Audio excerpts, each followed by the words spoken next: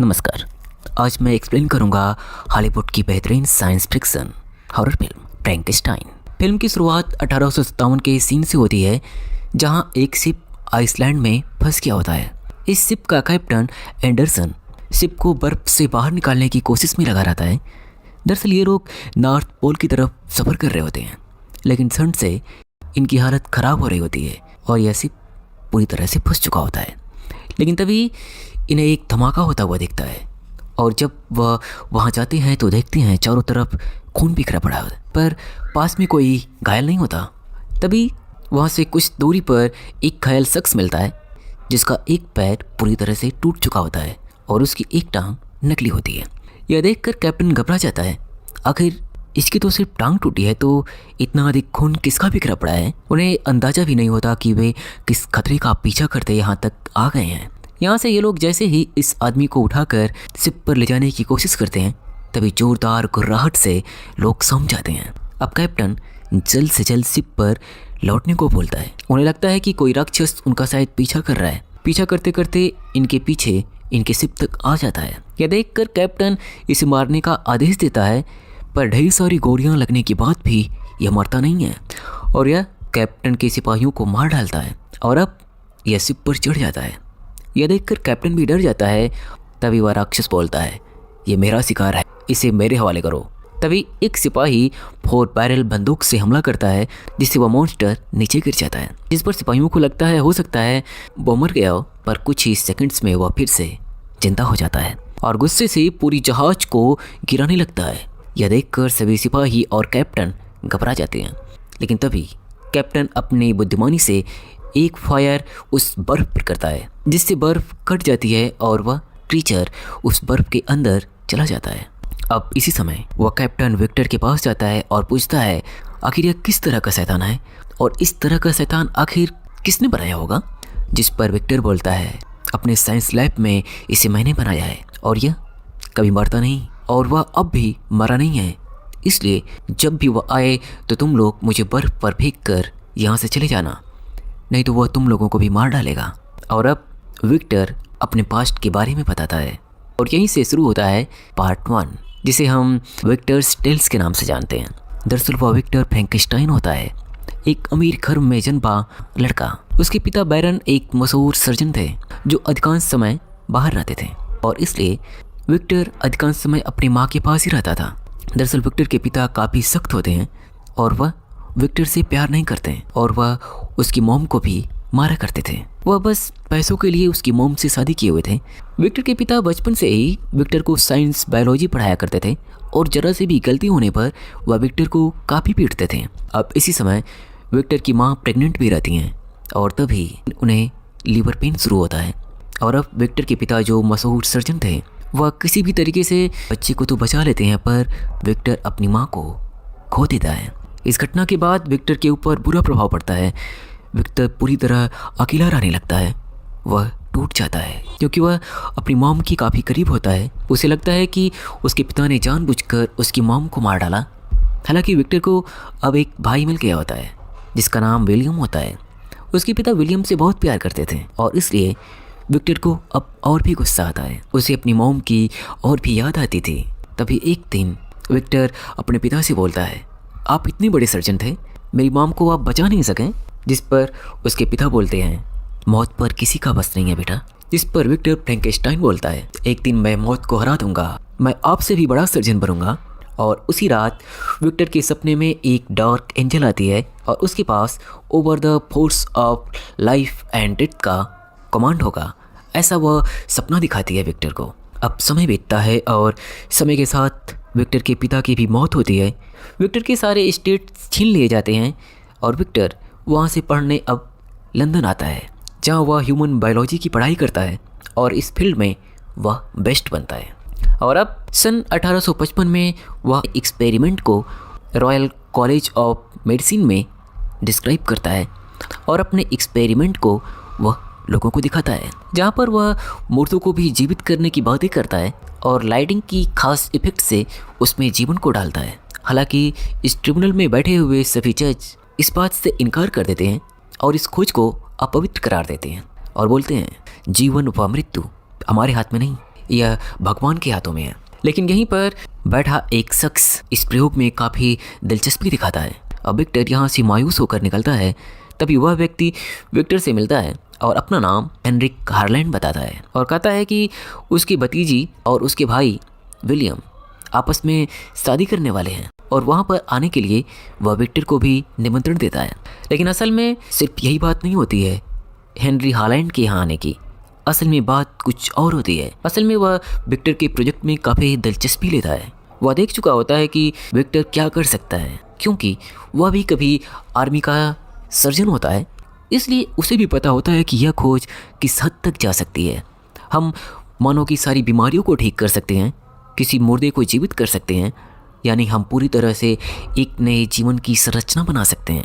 दरअसल हेनरी अब arms factory का मालिक होता है और काफ़ी अमीर होता है और वह बोलता है इस खोज के लिए मैं आपकी मदद करूंगा।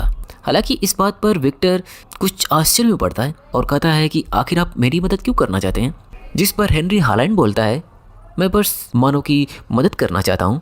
मैं और तुम शायद एक ही तरह की सोचते हैं और हर कोई स्वार्थी तो नहीं हो सकता, पर हाँ समय के साथ मैं तुम्हें बता दूंगा कि मुझे क्या चाहिए, पर वह उतनी भी बड़ी बात नहीं है। अब कुछ ही दिन बाद विक्टर हेनरी हालैंड के घर आता है और वहाँ पर वह विक्टर को एवलिन टेबल दिखाता है। दरअसल यह मानव शरीर की संरचना को समझने के लिए बनाया गया होता है और यह मात्र 4 होते हैं और 5वां हेनरी हालैंड के पास होता है। यह देखकर विक्टर काफ़ी प्रभावित होता है। लेकिन तभी वहाँ पर विलियम और एलिजाबेथ भी आते हैं और यहीं पर पहली बार एलिजाबेथ को देखता है और पहली ही नज़र में वह अपने भाई की मंगेतर एलिजाबेथ को पसंद करने लगता है। सभी फैमिली अब लंच करने जाते हैं, जहाँ पर लंच टेबल पर विक्टर और एलिजाबेथ में बहस हो जाती है। दरअसल वह विक्टर की आइडियाज़ पसंद नहीं करती। वह नहीं चाहती कि भगवान या नेचर की इस प्रकृति को तोड़ा जाए। हालांकि हेनरी हालैंड विक्टर को बोलता है तुम्हें जितने भी पैसे चाहिए अपनी खोज पूरी करो।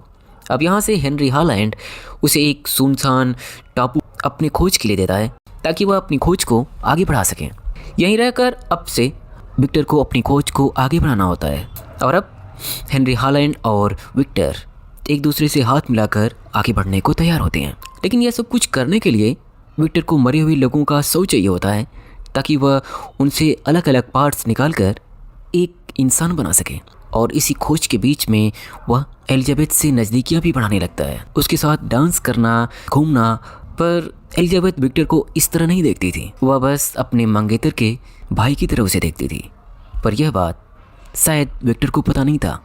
अब यह सारी बातें हेनरी हालैंड भी देखता है तो वह विक्टर के ऊपर गुस्सा करता है और कहता है मुझे 1 हफ्ते के अंदर रिजल्ट चाहिए और मुझे फ़र्क नहीं पड़ता कि तुम यह कैसे करोगे, और यह नहीं कर सकते तो तुम यहाँ से जा सकते हो और मेरी बेटी से तुम दूर रहो। यह सुनकर विक्टर परेशान हो जाता है, पर वह यह समझ नहीं पा रहा था कि आखिर इलेक्ट्रिक इम्पल्सन के लिए बॉडी में पिन को कहाँ इंजेक्ट करें। तभी एक दिन एलिजाबेथ वहाँ आती है। एलिजाबेथ को देखकर वह काफ़ी खुश होता है, उसके साथ घूमता है, टहलता है और अपनी फीलिंग को उस दिन बता देता है, जिस पर एलिजाबेथ साफ साफ मना कर देती है। यह सुनने के बाद विक्टर नाखुश तो होता है, पर अब वह बाथटब में नहा रहा होता है और सोच रहा होता है कि आखिर क्या गलती हो रही है जिससे इस बॉडी में जान नहीं आ रहा। तभी वह अपने इलेक्ट्रिक रॉड को सिमेट्रिक वे में लगाता है और लगाते ही उसमें जान आ जाती है। अब विक्टर का यह प्रयोग पूरा हो जाता है, यानी अब इसी प्रयोग को उसे बड़े स्केल पे करना होता है। फाइनली विक्टर घायल हुए लोगों की बॉडी पार्ट्स को कट करके एक जगह एक परफेक्ट बॉडी शेप तैयार करता है और इसी समय हेनरी हालैंड भी वहाँ आ चुका होता है और वह यह सब कुछ रिकॉर्ड कर रहा होता है। दरअसल अब विक्टर को पर्याप्त मात्रा में बिजली के झटके उस बॉडी में डालने होते हैं, इसीलिए वह सिल्वर कंडक्टर को ऊपर लगा देता है जब बिजली चमक रही होती है। दरअसल आकाशीय बिजली से ही इसको बनाया जा सकता था, इसीलिए बिजली के चमकने के साथ ही वह सारे कंडक्टर्स को जगह जगह फिट करने लगता है। लेकिन तभी वह हेनरी हालैंड के पास जाता है। वह देखता है हेनरी हालैंड की हालत काफ़ी ख़राब हो चुकी होती है। दरअसल उसे सिफिलिस बीमारी होती है और अब हेनरी बोलता है तुम पूछ रहे थे ना मुझे क्या चाहिए, मुझे नया जीवन चाहिए, इस प्रयोग पर सब्जेक्ट मुझे बनाओ। पर विक्टर मना कर देता है, जिस पर दोनों में बहस होने लगती है। अंत में हेनरी यह भी कहता है कि तुम चाहो तो मेरी बेटी से शादी भी कर लेना, पर विक्टर मना कर देता है, बोलता है तुम्हारी शरीर अंदर से सड़ चुकी है, तुम्हें नहीं बचाया जा सकता। जिस पर हेनरी हॉलैंड सिल्वर कंडक्टर को लेकर फेंकने की धमकी देता है। तभी सिल्वर कंडक्टर को छीनते समय हेनरी हॉलैंड नीचे गिर जाता है और वहीं पर मर जाता है। अब हेनरी उस कंडक्टर को लेकर फिक्स करता है और एक्सपेरिमेंट कर देता है और अब बिजली उस बॉडी में आती तो है पर उस बॉडी में कोई मूवमेंट और कोई हलचल नहीं होती, यानी कि अब यह एक्सपेरिमेंट पूरी तरह से फेल हुआ। यह देखकर विक्टर काफ़ी दुखी होता है और सोने चला जाता है। लेकिन सोते समय फिर से वही डार्क एंजल उसके सपनों में आती है और जैसे ही सपना टूटता है वह देखता है उसकी प्रयोग की गई वह बॉडी उसके सामने जिंदा खड़ी होती है। यह देखकर वह आश्चर्य में पड़ जाता है। विक्टर अपने द्वारा बनाई बॉडी को सब कुछ सिखाने की कोशिश करता है, बोलना, चलना, बैठना, पर वह सिर्फ एक ही शब्द बोल पाता है, विक्टर। लेकिन समय के साथ साथ उसके द्वारा बनाया गया वह क्रीचर काफ़ी सख्त व मजबूत बनता जाता है। उसके घाव धीरे धीरे भरने लगते हैं जैसे उसके पास कोई सुपर पावर हो। हालांकि यह सब कुछ देखकर विक्टर भी डरने लगता है, जिस कारण अब वह हमेशा उस क्रीचर को जंजीर से बांधे रखता था और उसका दिमाग भी छोटे बच्चों की तरह काम करता था। दरअसल उसे कुछ भी नहीं पता था। इस कारण विक्टर को गुस्सा आता है और उसे मारता भी है। दरअसल जब भी विक्टर उसे कुछ बोलने को बोलता है वह सिर्फ एक ही शब्द बोलता, विक्टर, विक्टर, विक्टर। और यह सब सुनकर विक्टर पूरी तरह से पागल हो चुका होता है। तभी एक दिन वह मिलने एलिजाबेथ व विलियम आते हैं। दरअसल एलिजाबेथ अपने अंकल को ढूंढते हुए यहाँ आती है और यहाँ पर आते ही वह सबसे पहले विक्टर से अपने अंकल के बारे में पूछती है, जिस पर विक्टर झूठ बोल देता है और कहता है वह यहाँ पर अकेला है, उसकी अंकल का उसे नहीं पता। और तभी एलिजाबेथ को बेसमेंट में किसी की मौजूदगी का एहसास होता है। वह वहाँ जाती है तो विक्टर द्वारा बनाया गया वह क्रीचर दिखता है। दरअसल वह छोटे बच्चों की तरह जिज्ञासु होता है। यह देखकर एलिजाबेथ को भी अच्छा लगता है। दरअसल उसे पहली नज़र में ही शायद प्यार हो जाता है उस क्रीचर से और तभी वह उसकी बॉडी पर कट का निशान देखती है। वह समझ जाती है कि विक्टर इसे मार रहा है। अब रात होती है, तब चुपके से एलिजाबेथ उसके पास आती है, उससे कुछ बोलने को कहती है और बताती है इस तरह से बोला जाता है, पर वह उस समय कुछ नहीं बोल पाता। एलिजाबेथ के जाने के बाद वह पहली बार एलिजाबेथ बोलता है। हालांकि यह सुनने से पहले ही एलिजाबेथ वहाँ से जा चुकी होती है। यह देखकर विक्टर उस जीव से एलिजाबेथ को दूर रहने को कहता है क्योंकि वह खतरनाक है। जिस पर एलिजाबेथ बोलती है वह बहुत ही पवित्र है, एक छोटे बच्चे के जैसा। शायद इसीलिए उसके घाव अपने आप ठीक हो रहे हैं। शायद उसके दिल में ईश्वर स्वयं आकर बसते हैं। इस पर फ्रैंकेनस्टाइन हंसने लगता है। इस बात पर विक्टर को और भी गुस्सा लगता है और अब उसी रात को ही वह क्रीचर को और भी पीटता है। मुझे पता है तुम कितने पवित्र हो। लेकिन तभी गुस्से से वह क्रीचर उसका छड़ पकड़कर वहीं से टेढ़ा कर देता है। यह देखकर विक्टर डर जाता है और वहाँ से चला जाता है। जैसे ही सुबह होती है वह अपने भाई को बुलाता है और कहता है मेरा यह एक्सपेरिमेंट असफल रहा। मैं जैसा चाहता था वैसा नहीं है यह क्रीचर और इसने ही एलिजाबेथ के अंकल को मार डाला। दरअसल यह बहुत ही खतरनाक है, मुझे इसको मिटाना होगा। और अब वह विलियम व एलिजाबेथ को यहाँ से दूर जाने को कहता है। जैसे ही यहाँ से विक्टर और एलिजाबेथ दूर जाते हैं वह उस क्रीचर को ज्वलनशील पदार्थ छिड़क कर वहाँ पर आग लगा देता है, जिससे चारों तरफ भयंकर आग लग जाती है। वह क्रीचर जोर जोर से चिल्लाता है विक्टर, विक्टर। ये सुनकर विक्टर को अपनी गलती का एहसास होता है, पर जैसे ही वह दरवाज़ा खोलता है तभी तेज ब्लास्ट से वह वहाँ से उड़कर एक पत्थर पर गिर जाता है, जिससे उसका एक पैर बुरी तरह कुचल जाता है। विक्टर की यह कहानी पूरी तरह से सुनने के बाद ही अब कैप्टन जैसे ही दरवाज़ा खोलता है तभी दरवाजे के सामने अब वह क्रीचर जिसे कैप्टन शैतान समझता था उसके सामने आ गया। तभी कैप्टन कहता है विक्टर सही कहता था, तुम एक शैतान हो, मुझे मारकर साबित करो कि तुम एक शैतान ही हो। यह सुनकर क्रीचर रुकता है और कहता है विक्टर की स्टोरी तो सुन ले, अब मेरी स्टोरी सुनो। और अब यहाँ से शुरू होता है part 2, the creature's tale. Creature बोलता है उस दिन विक्टर के द्वारा उस टावर में आग लगाने के बाद मैं अपनी पूरी ताकत के साथ उस जंजीर को तोड़ता हूँ और उस गंदी नाली के रास्ते जहाँ से पानी निकल रहा था वहाँ से किसी तरह मैं बाहर कूदता हूँ। जब मुझे होश आता है तो मैं खुद को एक जंगल में पाता हूँ जहाँ इंसानी कंकाल के साथ लपटे हुए कुछ कपड़े को मैं पहन लेता हूँ। मुझे यह भी नहीं पता होता कि आखिर क्या खाना है। पहली बार मैं जानवरों के साथ खाना खाता हूँ जिस तरह से जानवर खाते हैं ठीक उसी तरह से उसी समय जानवरों के शिकारी आकर मुझे भी मार देते हैं। किसी तरह से मैं वहाँ से बचता हुआ भागता हूँ और उसी पहाड़ी पर एक झोपड़ी में जाकर छिप जाता हूँ। पर वह घर उन्हीं शिकारियों का होता है जिन्होंने मुझ पर वार किया होता है। पर उस परिवार में एक औरत, एक छोटी बच्ची, एक बूढ़ा भी होता है और बूढ़ा अंधा होता है जो अपनी छोटी पोती को अल्फ़ाबेट सिखा रहा होता है। और यहीं से छुपकर मैंने सब कुछ सीखा, बिल्कुल छोटे बच्चों की तरह।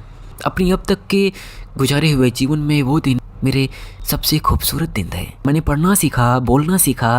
रात को मैं उनका काम कर दिया करता था, उनकी लकड़ियाँ काट डालता था, उनके लिए मैं बाड़े बना दिया करता था। बदले में वह एक अदृश्य शक्ति के नाम कुछ खाना, कुछ कपड़े अपने दरवाजे के बाहर रख दिया करते थे, जिसे खाकर मैं जीवित रहता था। लेकिन एक दिन उनके परिवार के सभी सदस्य शिकार के लिए बाहर चले जाते हैं और बचता हूँ सिर्फ मैं और वह बूढ़ा अंधा व्यक्ति। वह बूढ़ा शख्स मुझे जानता था कि मैं उनके परिवार के साथ रहता हूँ, पर उसने कभी कुछ नहीं बोला। और मैं, जिसे तुम क्रीचर, शैतान या मॉन्स्टर जो भी बोलते हो, मैं और वह बूढ़ा एक दूसरे के साथ कई हफ्तों रहे हैं, शायद कई महीनों तक। और यहीं पर मैंने पहली बार किसी को दोस्त बनाया। हमने वहाँ पर पढ़ना सीखा। उस बूढ़े को मैं कहानियाँ पढ़ता सुनाता। तभी एक दिन वह बूढ़ा पूछता है, तुम कहाँ से हो? जिस पर मैं बोलता हूँ, मुझे कुछ याद नहीं, मुझे बस एक ही नाम याद था और वो नाम था विक्टर। अब बूढ़ा उसे खुद को पहचानने, ढूंढने को बोलता है। और अब मैं एक दिन उस मीनार के पास पहुँचता हूँ जहाँ मुझे विक्टर के नाम का एक खत मिलता है और एक्सपेरिमेंट की बुक्स मिलती हैं। ढेर सारी लाशें, हड्डियाँ। इस पर मैं समझ जाता हूँ कि मैं किस तरह बनाया गया हूँ। लाशों के ढेर से मुझे बनाया गया है। मैं लोगों की नज़रों में हैवान या फिर क्रीचर या फिर एक शैतान हूँ। यह सब कुछ जानकर मैं अपने बूढ़े दोस्त के पास जैसे ही आता हूँ, देखता हूँ भेड़ियों ने उनके ऊपर हमला कर दिया है। वहाँ पर भेड़ियों को मारकर मैं अपने दोस्त को बचा तो नहीं पाता, लेकिन तभी उनके परिवार के लोग भी वहाँ आ जाते हैं और उन्हें लगता है कि शायद उन्हें मैंने मारा है और वह गोलियों से मुझे भून डालते हैं। उसके बाद मुझे पता नहीं मुझे किस हद तक तकलीफ़ हुई।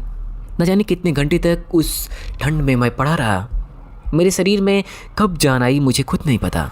और जब मुझे होश आया तब मैं उस लेटर के पते पर ढूंढते हुए विक्टर के पते पर पहुंचा, जहां पर जाने पर पता चलता है कि दरअसल यह पता विलियम का होता है और उसकी शादी की तैयारियां चल रही होती है। दरअसल विक्टर अब तक लंगड़ा हो चुका होता है और वह अपनी गलती के लिए एलिजाबेथ के पास सॉरी बोलने जाता है, पर एलिजाबेथ उसे थप्पड़ मारकर वहाँ से भगा देती है। बोलती है, तुम एक शैतान हो, दूर रहो मुझसे। यहाँ से विक्टर दूसरे रूम में आता है और अपने सामने उस क्रीचर को पाता है, यानी मुझे, और देखकर डर जाता है। पर विक्टर अब समझ गया होता है कि मैं अब इतना समझदार तो है कि मेरा पता ढूंढ लिया, यानी वह पढ़ना भी जानता है, बोलना भी जानता है। मैंने विक्टर से बोला, तुम मेरे साथ जो भी किए भूल जाओ, मैं तुम्हें माफ़ कर दूंगा, पर मेरे जैसा एक और क्रीचर बनाओ। जिस पर विक्टर मना कर देता है। इस बात पर मुझे गुस्सा आता है और मैं विक्टर के ऊपर हमला कर देता हूँ। और यह सुनकर वहाँ पर सभी लोग आ जाते हैं और एलिजाबेथ भी आ जाती है। लेकिन तभी विक्टर मुझसे बचाने के लिए मुझ पर गोली चलाता है और वह गोली एलिजाबेथ को लगती है। और इस मोमेंट पर गोली की आवाज़ से सभी लोग कमरे में आते हैं और क्रीचर विलियम को मारता है। अब यहाँ से यह क्रीचर, जिसे तुम शैतान कहते हो, एलिजाबेथ को लेकर वहाँ से दूर चला आता हूँ, पर एलिजाबेथ मेरी बाहों में ही मर जाती है। दूसरी तरफ विक्टर का भाई भी अब घायल हो गया होता है और इन सब घटनाओं के लिए वह विक्टर को दोषी ठहराता है और वह मर जाता है। इस घटना के बाद विक्टर गुस्से से पागल हो जाता है और मुझे खत्म करने के लिए मेरे पीछे आता है, मुझे जान से मारने के लिए। पर क्रीचर ही विक्टर को मारने लगता है और घायल करके छोड़ देता है और कहता है, तुम्हें भी दर्द का एहसास होना चाहिए। हर बार घायल होने के बाद कितना दर्द होता है तुम्हें भी पता होना चाहिए। मैं तुम्हें कभी नहीं मारूंगा, बस तुम्हें दर्द दूंगा। जिस तरह से मैं दर्द के साथ जिंदा हूँ, हर बार मुझे दर्द मिलता है, यानी मेरे दर्द का कोई अंत नहीं है। और तब से ही विक्टर इस क्रीचर का पीछा कर रहा होता है और इस तरह से पीछा करते हुए अब तक वह नॉर्थ पोल आ गए हैं। और विक्टर गन्स व डायनामाइट के साथ आखिरी बार यहीं पर हमला करता है और क्रीचर खुद बोलता है, अगर यह डायनामाइट मुझे ख़त्म कर दे तो अच्छा ही होगा, क्योंकि मैं अब अपने दर्द के साथ छुटकारा चाहता हूँ। लेकिन अगर मैं बच गया तो इस दर्द को आपको भी दूंगा। आपको भी एहसास होना चाहिए कि हर बार जलने व कटने के बाद कैसा दर्द होता है। और इसी विस्फोट को देखकर जहाज का कैप्टन वहाँ गया होता है और विक्टर को अपने साथ लाता है। ये सब कुछ क्रीचर से सुनने के बाद विक्टर माफ़ी मांगता है और बोलता है, मुझे माफ़ कर दो, मुझे तुम्हारे दर्द का एहसास ही नहीं होता। तुम्हारे दर्द की दास्तान मैंने लिखी। तुम मर नहीं सकते पर तुम जी सकते हो। तुम क्यों मरना चाहते हो? तुम बस जियो, अपने आप से प्यार करो। दरअसल उस डायनामाइट हमले के बाद विक्टर भी अब चोटिल हो चुका होता है और वह भी अब मरने वाला होता है। विक्टर बोलता है, मुझे मेरी गलतियों का पछतावा है। एक समय था जब तुम्हारे लिए मेरा नाम ही पूरी दुनिया थी। एक आखिरी बार मेरा नाम फिर से पुकारो, मैं बस तुम्हारे मुख से सुनना चाहता हूँ। अब क्रीचर विक्टर को माफ़ कर देता है और एक बार फिर से वह विक्टर बोलता है। विक्टर वहीं पर मर जाता है और अब क्रीचर कैप्टन की शिप को खींचकर बर्फ से बाहर निकाल देता है